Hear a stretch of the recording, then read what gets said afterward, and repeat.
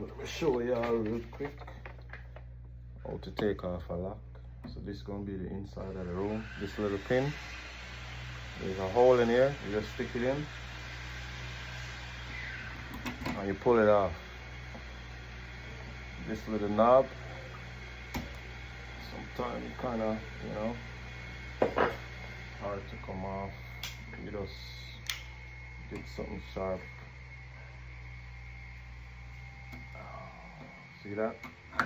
Ease it off, and then these two screws, you pull them off, and then that's how you get a lock apart. And that's why it's important to always have your screw side on the inside. Someone trying to pick your house,